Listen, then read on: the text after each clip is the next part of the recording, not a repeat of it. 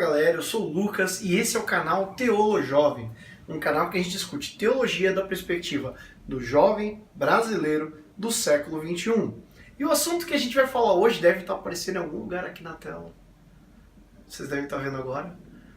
Nós vamos falar um pouquinho sobre signo, horóscopo, a galera que faz uso disso aí para tomar suas decisões, e como é que o cristão pode lidar com essas coisas. Então, se você se interessa por esse assunto, fica com a gente que você vai aprender um pouquinho mais. Bom, primeiro a gente tem que entender que os signos podem ser interpretados por perspectivas diferentes. Por exemplo, você pode olhar com um olhar astronômico, ou seja, um olhar científico de alguém que estuda as estrelas e entender que de fato existe uma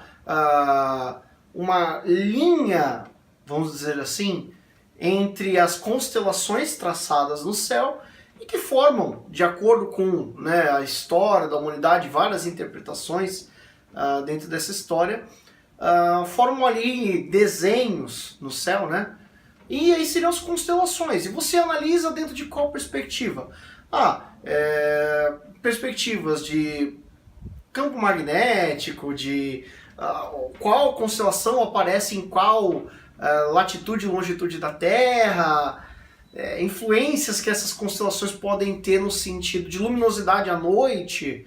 Você vai ver com um olhar científico, você não vai ver com um olhar místico, não vai tentar ver de uma forma religiosa, por assim dizer. Ou você pode olhar sim com um olhar religioso, e aí os signos se tornam também constelações, mas se tornam praticamente entes, seres capazes de influenciar a vida do ser humano aqui na Terra. Bom, qual dessas duas perspectivas a gente está tratando aqui? Pela pergunta, dá a entender que é a perspectiva religiosa, porque a pergunta não dá a entender uma questão científica, até porque fala de horóscopo, e horóscopo é uma interpretação astrológica, então é religiosa. Então é para essa linha que a gente vai trabalhar hoje.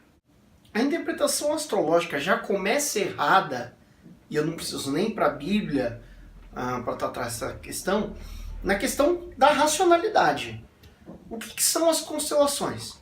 São desenhos que o ser humano interpreta que existem no céu, baseado na cultura greco-romana, né? Então ignora qualquer outra cultura do mundo, e esses desenhos formados no céu influenciam a vida do ser humano, mudando seu destino, seu humor, como ele se sente, como ele age de acordo com as coisas, né?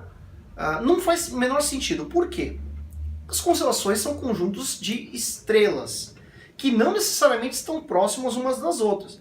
Algumas têm distâncias de anos-luz de uma para outra, e a gente só enxerga formando esses desenhinhos, porque na perspectiva humana o grau de luminescência de cada uma é próximo e a gente acaba enxergando elas próximas uma da outra.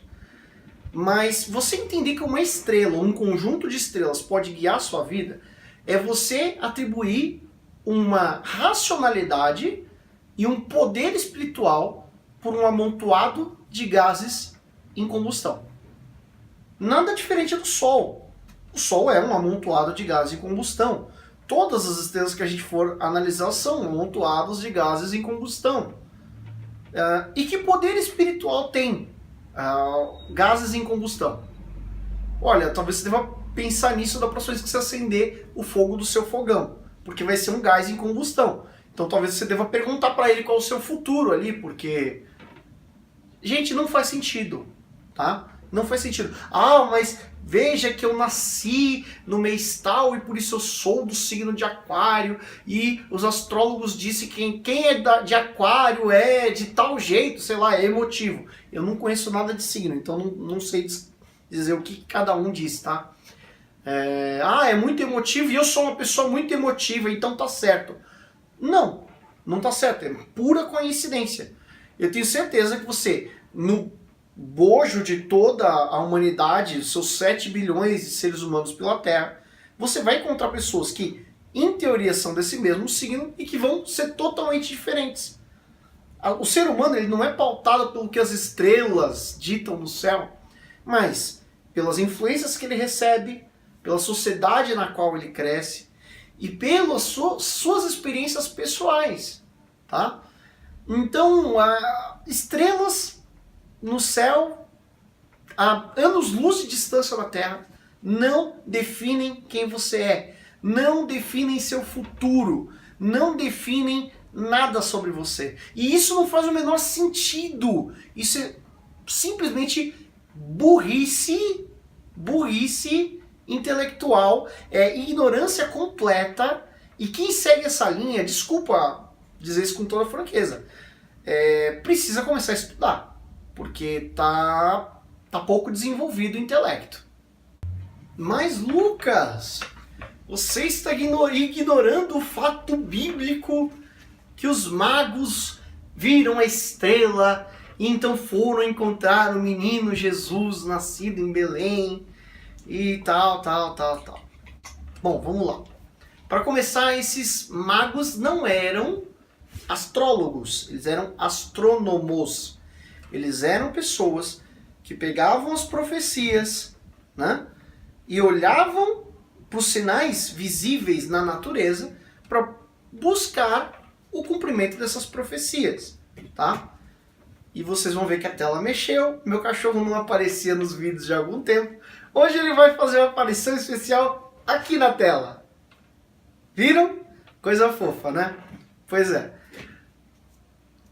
Chega, linda. Chega. Você já apareceu demais.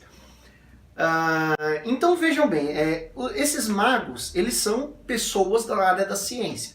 Claro, uma ciência muito limitada se comparada com a que a gente tem hoje. Mas eles eram pessoas que tentavam olhar para os sinais visíveis da natureza e interpretar as profecias religiosas para saber, olha, tal profecia dizia que ia aparecer uma estrela em tal lugar. Puxa vida, apareceu mesmo uma estrela em tal lugar, então talvez isso seja verdade. Vamos lá investigar para ver se é verdade, para confirmar este dado religioso. Então os magos são cientistas, talvez fossem ali alquimistas, por exemplo. Além disso, é importante a gente destacar que aquela estrela específica provavelmente era uma estrela morta. Mas Lucas, como assim você está dizendo que é uma estrela morta? Acontece que, muitas vezes, quando a gente vai analisar uma estrela que surge no céu, ela tem um brilho que vai aumentando gradativamente, e depois ela simplesmente se extingue, é porque aquela estrela originalmente estaria numa distância da Terra, na qual só o seu brilho não seria capaz de ser enxergado por nós, a gente não percebe ela, tá? Ela então entra em colapso, literalmente ela explode, e com seu colapso a sua dissipação de luz aumenta, né? Então a gente acaba podendo ver ela por um curto período de tempo e depois ela some. Por quê? Porque ela deixou de existir, ela não está mais ali. Então provavelmente o caso da estrela que anuncia o nascimento de Jesus para os magos é esse caso, é uma estrela que morreu, se extinguiu, né? E ela explode, mostra ali como um sinal que para os magos é uma revelação do nascimento de Cristo. Eles vão se encontrar com Jesus e na sequência aquela estrela não aparece mais, tanto é que a gente não sabe qual estrela é essa, a gente não tem ela hoje, tá? Então não, os magos eles não eram astrólogos e os magos não ficaram tentando fazer nenhum tipo de adivinhação, tá, usando a estrela do nascimento de Jesus. Eles já tinham uma profecia, eles analisaram o céu como cientistas e eles queriam ver se aquela profecia era uma verdade ou não, um fato científico ou não. Tá, Lucas, mas então diz aí, a Bíblia mesmo contra os signos, fala aí um texto que mostra isso. Vamos lá. Deuteronômio 18, do 9 a 14, Isaías 8, 19, Levítico 19, 31, 2 Reis 21, 6, Ezequiel 13, 18, Malaquias 3, 5. Tá suficiente para você? Todos esses textos mostram que a Bíblia é contra práticas divinatórias ou práticas de adivinhação, sejam pelos métodos que forem, tá? E os signos nada mais são do que um método de adivinhação. Adivinhação do seu futuro, adivinhação de quem você é e adivinhação de como você deve interagir com o mundo. Isso não passa de uma religião que não aponta para o Criador, não aponta para o Senhor do Universo, o único que conhece o futuro de verdade e o único que é capaz de influenciar o ser humano naquilo que ele deseja que aconteça, tá? Então, a vontade que rege o universo não é a vontade das estrelas ou das constelações. A vontade que rege o universo é a vontade de Deus. E se você gostou do vídeo de hoje, se inscreve no nosso canal, clica no sininho para receber notificação. A gente tem um vídeo por semana tratando dos assuntos mais diversos que você puder imaginar. E inclusive você pode interagir conosco e pedir aquele assunto que você tem dúvida, aquele assunto que você gostaria que a gente tratasse, aquele assunto que você considera um tabu religioso e que talvez você queira ouvir uma perspectiva diferente. Você pode colocar lá nos comentários os assuntos que você quer que a gente comente nos vídeos. E você pode dar o seu joinha, seu like se você gostou, e pode dar o dislike se você não gostou também, tá bom? Um abraço, até semana que vem e fiquem com Deus.